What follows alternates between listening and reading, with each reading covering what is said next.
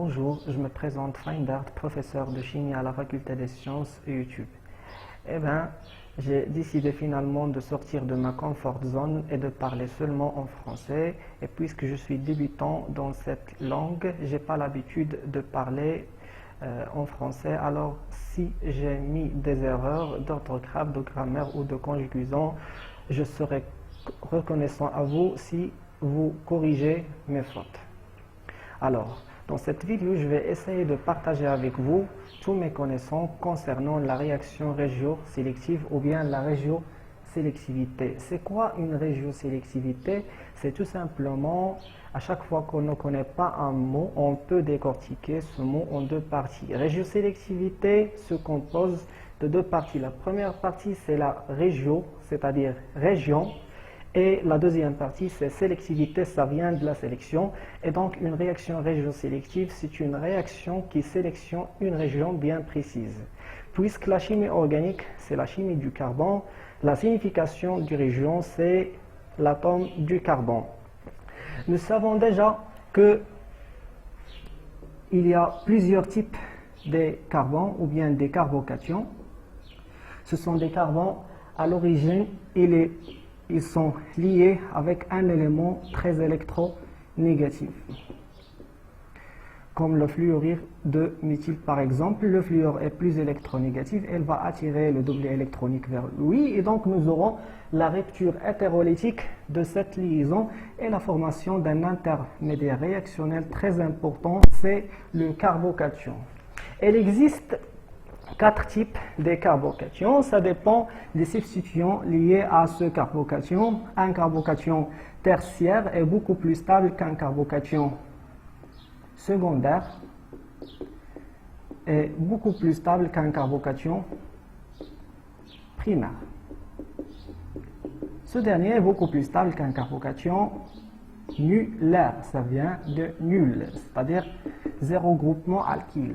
Ce groupement alkyle peut être le CH3 ou bien le C2H5 ou bien le C3H7, etc., etc.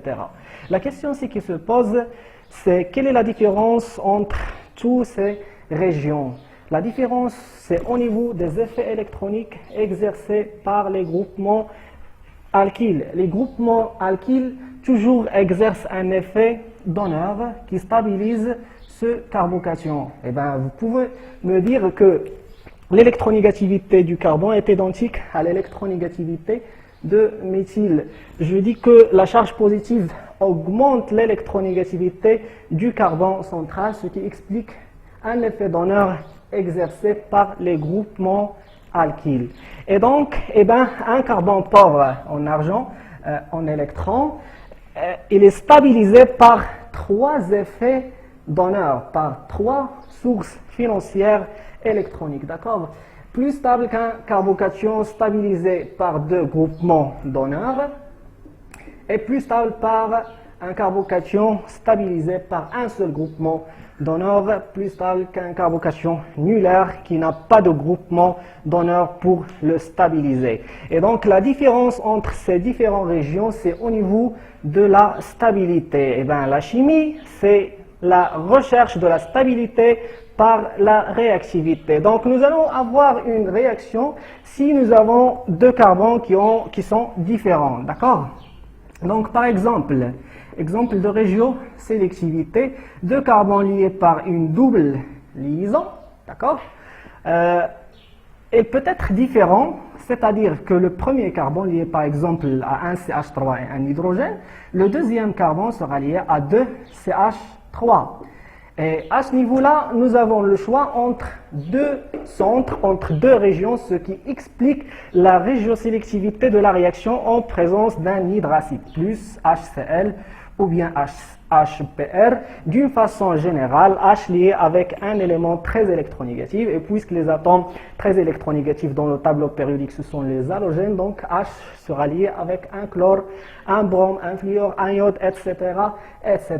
Et donc, la première étape pour résoudre n'importe quelle réaction, c'est de faire apparaître les charges électroniques.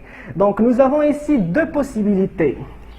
Soit que la liaison pi, c'est une liaison très très faible par rapport à la liaison sigma, d'accord? Donc la liaison pi, c'est une liaison très faible, il va se déplacer tout simplement, d'accord? Donc, la première possibilité, c'est qu'il va se déplacer vers le carbone tertiaire, d'accord? Et donc, nous avons la première probabilité, c'est la formation d'un carbocation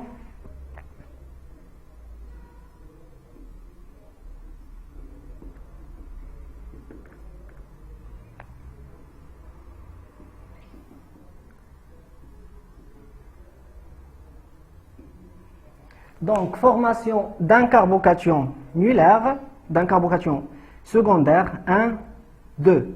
Donc, celui-là, c'est un carbocation secondaire. Et celui-là, c'est un carbanion C-.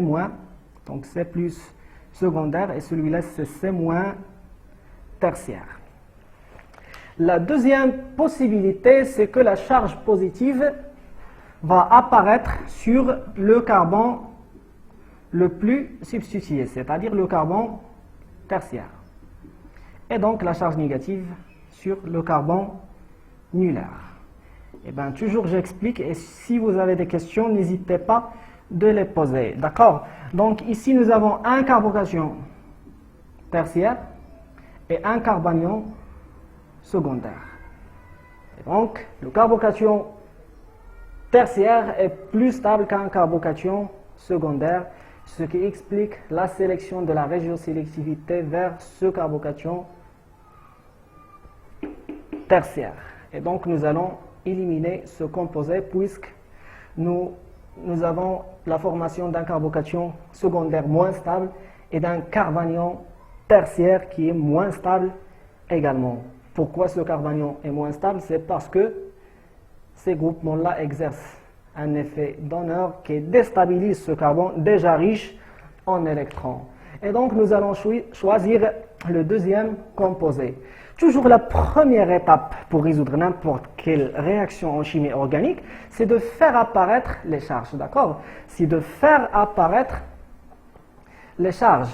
Et donc, ici nous avons un hydrogène lié avec un élément très électronégatif, et donc ce qui explique l'apparition d'une charge négative au niveau du chlore, une charge positive au niveau de l'hydrogène, et donc la liaison pi va attaquer l'hydrogène de telle sorte à former un carbocation plus stable. Et donc, elle va fixer l'hydrogène dans le carbocation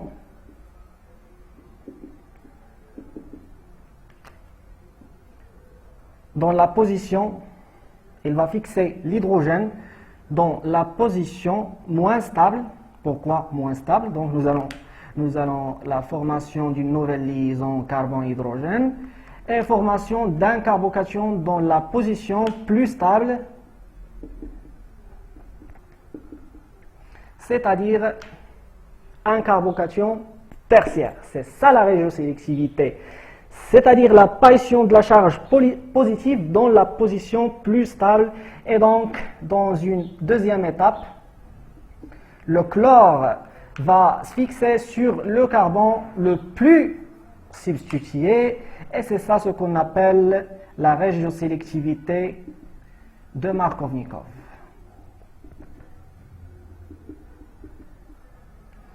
Donc, le chlore, il va se fixer sur le carbone le plus substitué et l'hydrogène sur le carbone le moins substitué, ce qui explique la régiosélectivité de Markovnikov.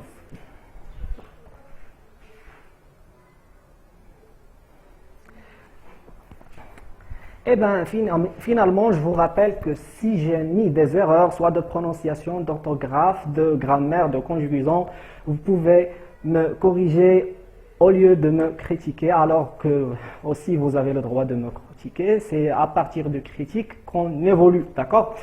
Et donc, je vais essayer j'espère que ce cours, ça sera très clair pour vous. Si vous avez des questions, n'hésitez pas de les poser dans les commentaires. Je vais essayer de te répondre le plus proche possible. D'accord? Alors, je peux résumer ce cours. La régiosélectivité, c'est une sélection de la région. Qu'est-ce que ça veut dire une région? C'est-à-dire soit un carbocation tertiaire, secondaire, primaire ou bien nulaire.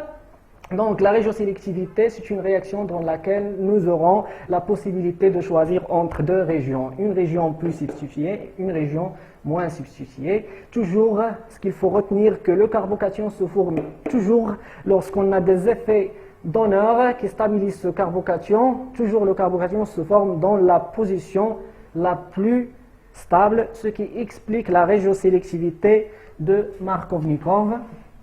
Donc, c'est une régiosélectivité de Markovnikov.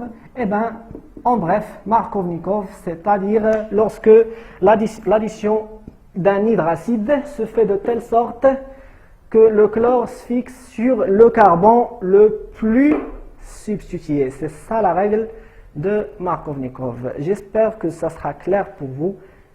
Si vous avez des questions, je serai à votre disposition. Merci de votre attention et j'espère que ma prononciation s'évolue jour après jour.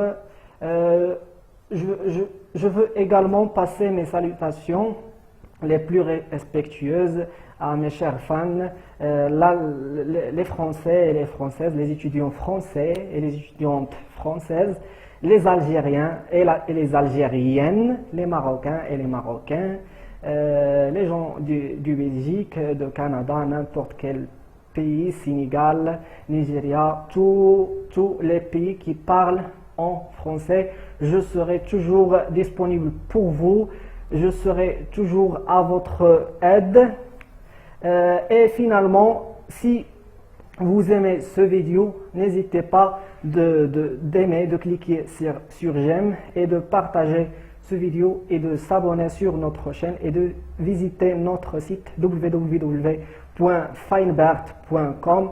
Merci de votre attention. Courage à tous.